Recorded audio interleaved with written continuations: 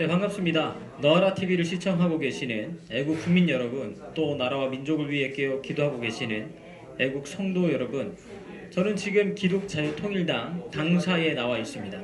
제 옆에는 또 특별한 손님이 앉아 계시는데요. 잠깐 자기소개를 하고 오늘 인터뷰 좀 진행해 보도록 하겠습니다. 네, 반갑습니다. 네, 간단하게 자기소개 부탁드립니다. 안녕하십니까. 저는 광주 북구 을에 출마한 기호 9번 암 환자를 돌보다가 그만두고 출마를 선언한 청년 한의사 강휘중입니다. 광주에 출마하셨다는 얘기를 지금 시청자분들이 들으시면서 와, 일단 딱 오는 느낌이 힘들겠다, 쉽지 않겠다 이런 생각들을 많이 하실 것 같아요. 근데 광주에서 이렇게 선거 운동을 하시면서 혹시 어렵거나 어떤 또 위협을 가하는 그런 사건들은 없었는지 한 말씀 부탁드리겠습니다. 네, 감사합니다. 말씀하신 대로 이 선거가 민주주의의 꽃인데 저는 좀 어떤 축제 분위기랄지 이런 걸 좀 기대하고 갔었는데 실제로 가보니까 좀 그렇게 호락호락하지는 않았습니다. 예를 들면 저희가 쳐놓았던 현수막이 없어진다든지, 줄이 끊어져 있다든지, 그리고 저희가 유세 도중에도 바라보시는 시민들의 좀 눈초리가 사나우시기도 했고, 시끄럽다라든지, 뭐 그만하라 뭐 이런 좀 비난의 소리도 들으면서 좀 진행을 했었습니다. 예. 네. 그러면 가장 사실 그 안에서 이렇게 하실 때, 이 선거는 이 꽃이다, 이제 축제다라고 생각을 하고 가셔서 막상 해보니까 그게 사실 녹록지 않으셨다는 거잖아요. 그러면 어떤 메시지를 이렇게 전했기에 광주에 계시는 분들이 막 현수막을 끊고 막 이렇게 하셨는지 좀 소개를 좀 부탁드릴게요. 그렇습니다. 저는 선거는 네. 우리가 좋은 메시지를 전달하는 거라고 생각을 합니다. 네네네. 예, 이때까지 이루어졌던 여러 정치인들이 공짜 포퓰리즘이랄지 이런 걸로 현혹하는 게 아니라 정말 제대로 된 공약을 내걸고 네. 그것을 실천하는 것이 이 선거의 핵심이라고 보는데 저희가 내건 거는 첫째는 공짜는 없다라는 것입니다. 네네. 예, 그리고 이 지역 공약으로서는 광주형 일자리를 위해서 반기업 정서 네. 해소라는 것과 세 번째로는 교육비, 사교육비 절감을 위해서 교육 바우처 제도 도입을 저희가 공약으로 내걸었습니다. 네네. 근데 그런 공약을 보고 어떤 뭐 저항이 어떤 것도 있었나요? 이렇게 이런 것들 이렇게 선거 운동을 할 때 그런 얘기를 하셨을 거잖아요. 그럴 때 지나가시던 분들의 반응이나 이런 게 어떤 것들이 있었는지 소개를 좀 부탁드릴게요. 그 공약을 뭐 직접적으로 그 시민분들께서 다 들으셨는지는 모르겠지만요. 네네. 일단 첫 번째로 이제 반기업 정서에서 좀 말씀을 드리자면은 아무래도 이 광주의 가장 이슈였던 것이 광주형 일자리 네네. 도입이었고 이것을 이제 노사정 간의 합의를 보고 진행을 하는 것이었었는데 지금 민노총 그리고 한노총 과의 관계 네. 그들이 이제 귀족 노조로서 뭐 연봉 9천만 이상을 이렇게 받고 있다라고 하는데 그거의 절반도 안 되는 임금으로 청년들 일자리를 창출할 수가 있는 좋은 기회임에도 불구하고 이것을 지금 타개하지 못하고 네네. 계속 난항 중에 있습니다.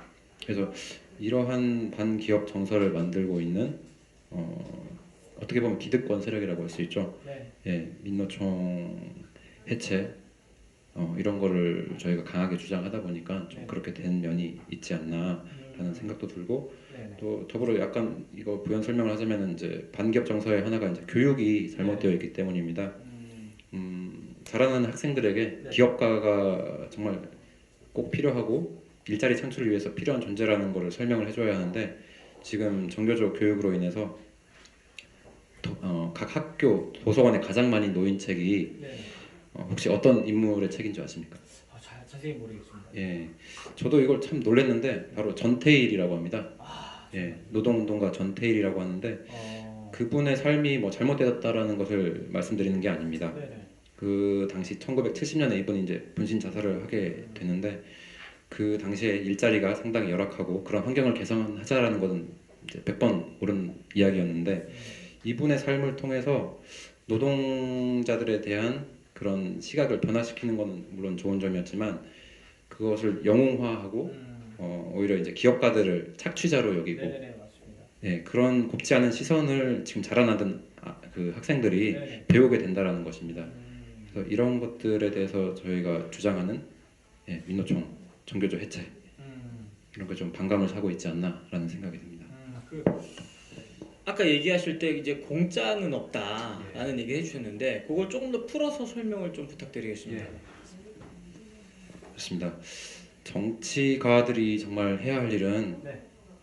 거두어들인 세금을 가지고 여기저기 퍼다 나르는 게 아닙니다. 네네. 그리고 우리 국민들이 깨어 있어야 하는 것은 그들이 그렇게 공짜로 보조금을 준다라는 거에 대해서 현혹되지 말아야 된다는 것입니다.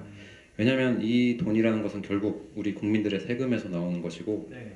그것들을 그 정치가라고 하는 사람들이 본인의 입맛에 맞게 어떤 누군가에게 이렇게 특정 계층들에게 주겠다라고 선언하고 하는 것은 어떻게 보면은 그것은 돈을 가지고 표를 산다라고도 볼 수가 있는 겁니다. 네네. 그래서 국민 여러분께서 그거 깨어 있으셔야 되고 또 이 세금을 마음대로 사용한다라는 것은 결국 그것이 청년들의 빚으로 돌아오게 마련입니다. 네. 우리들뿐만 아니라 우리 자녀들도 그런 세금의 무거운 짐을 지게 될 수 있는 그런 위기로 치달을 수 있기 때문에 그 저희가 주장하는 것이 바로 공짜는 없다라는 것입니다. 아 그러면 아까 제가 지금 막 생각이 난 게 있는데요. 아까 소개하실 때 한의사라고 하셨었단 말이죠. 근데 어떻게 한의사를 하시다가 사실 직장으로 따지면 그래도 비교적 안정적인 직장이실 텐데 그걸 어떻게 포기하시고 이렇게 선거판에 뛰어들게 되셨는지 그 이유도 좀 설명을 좀 부탁드리겠습니다. 예, 저도 지금 제가 살아가는 이 시간들이 정말 한 번도 경험하지 못한 그런 시간들을 살아가고 있습니다. 저는 제 암 환자를 보는 한의사로서 네. 그냥 좀 편안하고 그냥 제가 원하던 일을 하고 있었습니다. 근데 이제 이 암이라는 것을 관찰해 보면은 정상적인 세포가 무한 증식을 하고 또 주변 조직의 이제 경계를 허물고 침투를 합니다. 침윤이라고 표현을 하는데 그리고 점점 커지게 되고 또 여기저기로 전이가 일어납니다. 그래서 정상 조직을 파괴하고 정상 조직의 기능을 와해시키는 일을 함으로써 결국에는 그 숙주인 그 생명체 사람을 죽음으로 이끌게 되는 것입니다. 근데 제가 지금 우리 대한민국의 현실을 봤을 때 정말 정치, 경제, 사회, 언론 각 분야에 정말 이런 암적인 존재들이 너무 많이 존재하고 있지 않나 그런 생각이 들었고 그걸 저는 이제 생각의 암이라고 좀 표현을 합니다. 그래서 노력 없이 거저 그냥 먹으려고 하는 것 그리고 또 내가 가진 어떤 기득권을 움켜쥐고 끝까지 향유하겠다라고 하는 것 그래서 어떤 소수자의 권리를 대변하는 척하면서 그들의 표를 환심을 사고 자신들의 권력을 계속 유지하려고 하는 것들 이런 생각의 암세포들이 사회 곳곳에 그리고 우리 사람들의 머릿속에 이렇게 심어져 있기 때문에 지금 대한민국의 현실이 이렇게 어렵게 되지 않았나라는 생각을 가지고 이런 대한민국의 암세포들을 꼭 치유해야겠다라는 생각을 가지고 지금 국회의원 선거에 출마해서 임하고 있습니다.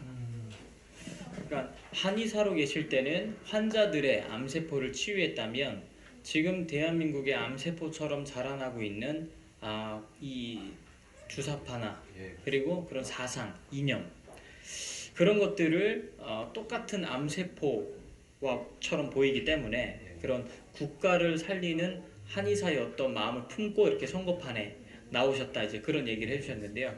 근데 슬슬 또 마무리를 해야 될 것 같습니다. 근데 그 마지막으로 제가 드릴 질문은 그러면 국회에 어떤 사람이 들어가야 그런 암적인 대한민국을 전복하려고 하는 반대하는 그런 사상과 이념과 생각들을 깨트리고 대한민국을 더 위대하게 할 수 있는지 어떠한 국회의원들이 많이 이렇게 생겨나야 되는지 그에 대해서 한번 부탁드리겠습니다.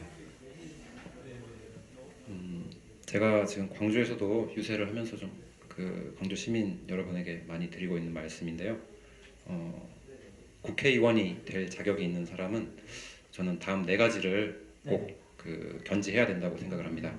첫 번째로 국가관이 투철해야 합니다.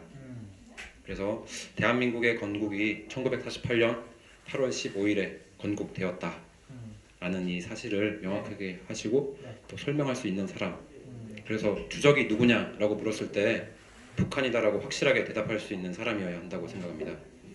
그리고 두 번째로는 우리 자유민주주의 체제를 네. 유지하고 또 민주주의의 근간이 되는 상권 분립을 네. 유지하려고 하면서 이 법치주의를 확고히 고수하겠다라고 하는 자만이 국회의원이 될 수 있다고 생각합니다.